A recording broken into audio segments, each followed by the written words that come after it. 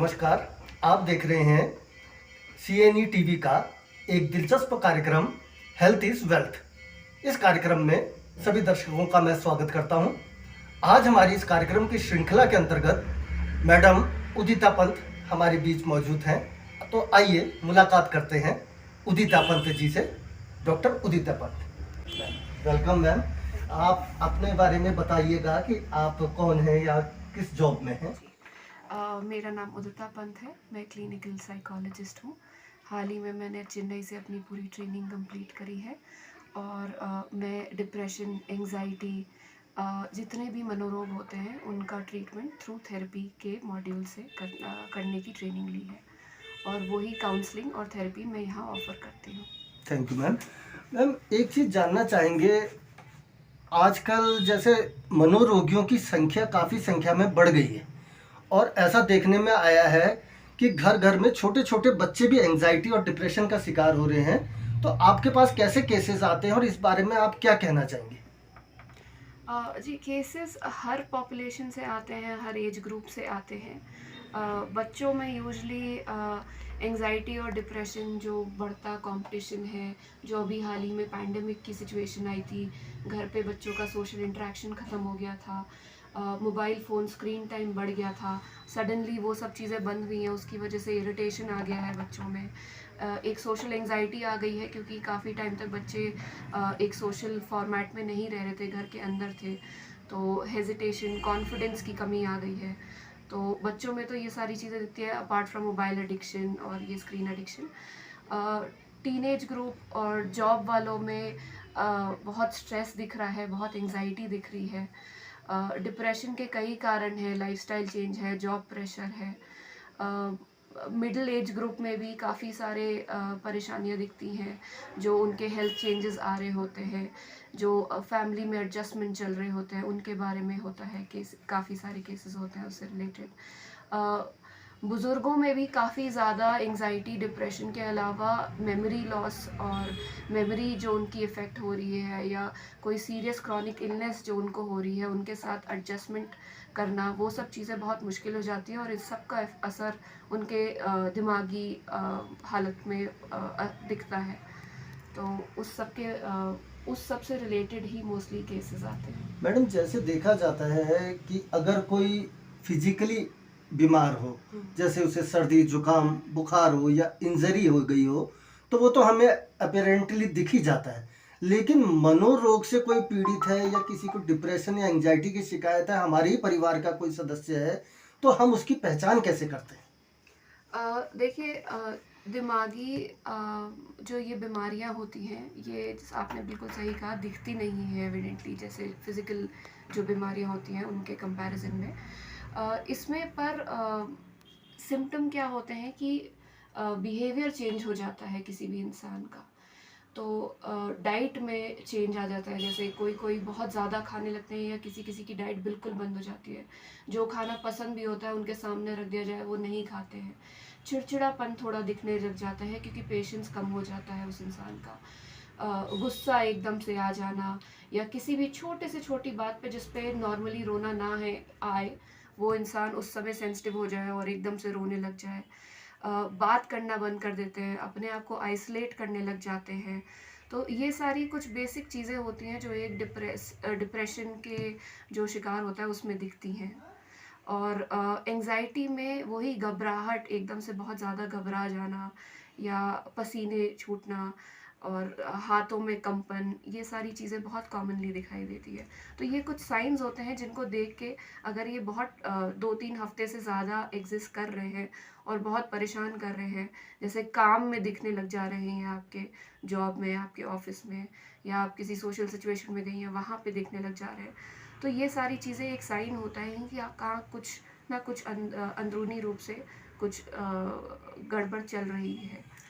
Madam, ये mental illness जो होती है, जैसे अभी मैं आपके सामने किताब देख रहा हूँ पर्सनैलिटी डिसऑर्डर्स की ना, तो क्या ये भी पर्सनैलिटी डिसऑर्डर में ही आता है कि एंजाइटी या इस तरीके की चीज़ें? नहीं, देखिए, एंजाइटी, डिप्रेशन, ये सब न्यूरोटिक या मूड रिलेटेड डिसऑर्डर्स होते हैं।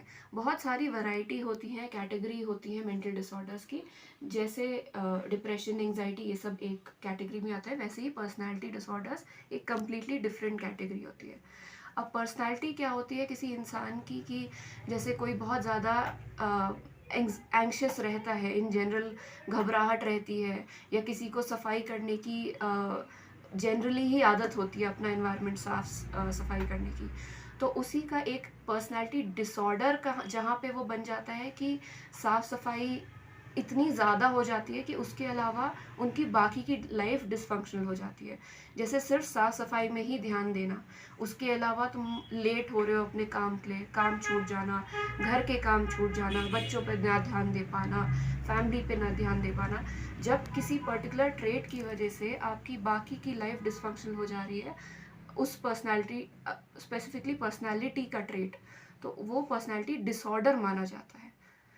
पर्सनालिटी ट्रेट सब में होते हैं, पर जहाँ वो डिसऑर्डर बन जाता है वो एक बीमारी कहलाई जाएगी। जी जी। मैडम, क्या ये एंजाइटी या फिर पर्सनैलिटी डिसऑर्डर या डिप्रेशन, इस तरीके के रोगियों को आपके पास जब लाए जाते हैं, केवल काउंसलिंग से ठीक हो जाते हैं या इनके लिए कुछ मेडिकल एड्स भी और आगे चलती है, कोई इलाज चलता है खास तौर पे? आप लोग कैसे उनको ट्रीट कर पाते हैं?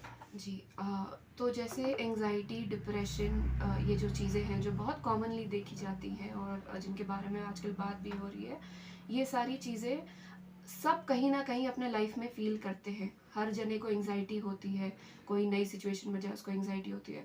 कुछ किसी के साथ बुरा हो या उसके साथ जो उसके मन की नहीं है वो नहीं हुआ, उसको बुरा लगता है। पर अगर ये फीलिंग्स कंटिन्यूस रही जाए तब इसको एंजाइटी या डिप्रेशन बोला जाता है।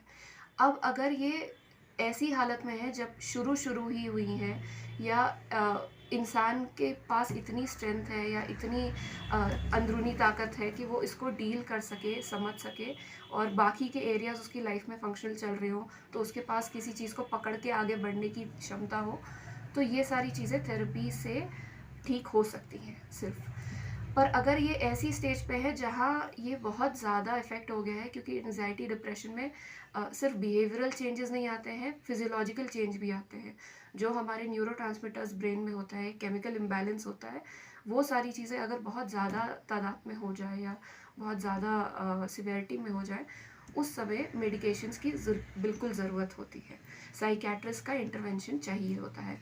उसके अलावा साइकियाट्रिस्ट अगर एक बार सिम्टम कम भी कर दे, लोगों को बहुत मुश्किल होती है और रिलैप्स होने के बहुत चांसेस होते हैं।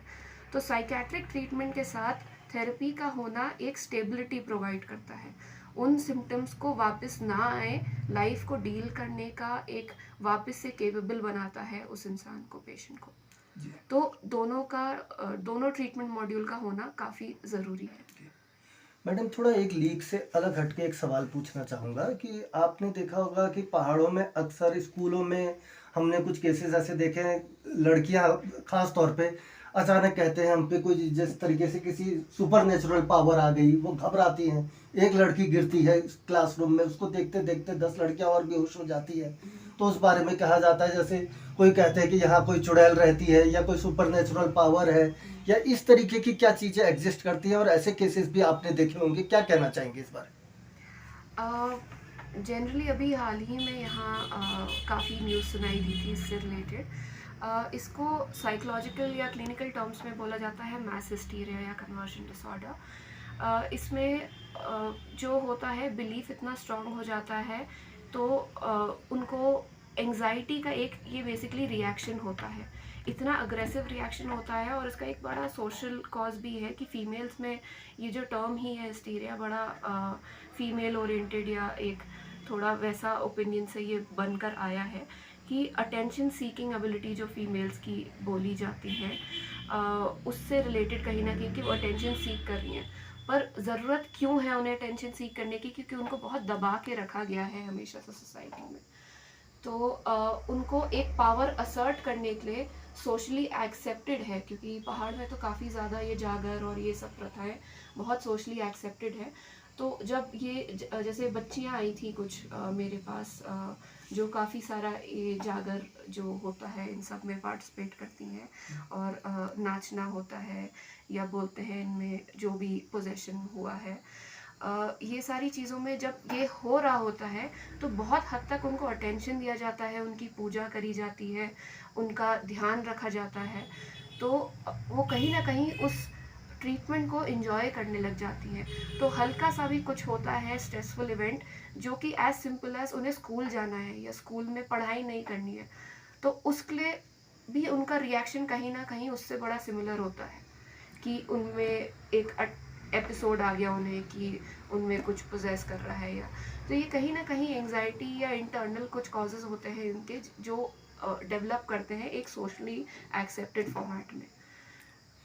मैम, एक लास्ट में एक चीज़ हम और जानना चाहेंगे, एज ए काउंसलर अगर आप लोगों को क्या एडवाइस देना चाहेंगी कि कोई मेंटल इलनेस के शिकार ना हो, डिप्रेशन के शिकार ना हो, और पूरी तरीके से स्वस्थ और निरोगी रहें, इसके लिए क्या लाइफ स्टाइल मेंटेन करनी चाहिए? तो कुछ चीज़ें तो एज सिंपल एज बिल्कुल एक शेड्यूल्ड लाइफ रखिए अपनी, जितना बिजी रह सकते हैं उतना रहिए, क्योंकि खाली बैठते हैं कई सारी चीज़ें हम नोटिस करने लग जाते हैं जो कि एक बिजी इंसान नहीं करेगा, और ये जो खाली टाइम पे जो चीज़ें नोटिस करते हैं मोस्टली अपने आप को दूसरों से कंपेयर कर रहे होते हैं, और ये देखना भूल जाता है कि अपनी स्किल्स और अपनी कैपेबिलिटी कितने अच्छे से वो यूज़ कर सकते हैं। तो एक तो ये बड़ी सिंपल सी चीज़ है कि शेड्यूल्ड रहिए, बिजी रहिए। उसके अलावा अच्छी डाइट और अच्छी स्लीप और एक्सरसाइज मेंटेन करना वेरी नेसेसरी, क्योंकि जहाँ एक बार फिजिकल हेल्थ अफेक्ट होती है उसमें टाइम नहीं लगता है कि मेंटल हेल्थ अफेक्ट नहीं होगी। हर जने की आजकल डायबिटीज़ के ही पेशेंट देखिए या किसी भी चीज़ के पेशेंट देखिए, हर जगह फिजिकल हेल्थ के साथ मेंटल हेल्थ भी सबकी अफेक्टेड है। तो फिज़िकली फिट रहेंगे तो आप मेंटली भी फिट रहेंगे, और वाइस वर्सा कि मेंटली जब तक आप हेल्दी नहीं रखेंगे, बिजी नहीं रखेंगे, अपने आप को पॉजिटिव चीज़ों से सराउंडेड नहीं रखेंगे, कहीं ना कहीं मेंटल हेल्थ के डिटेरियोरेट होने की या अफेक्ट होने की वजह से फिज़िकल हेल्थ भी कहीं ना कहीं इफेक्ट होगी आपकी। Thank you ma'am.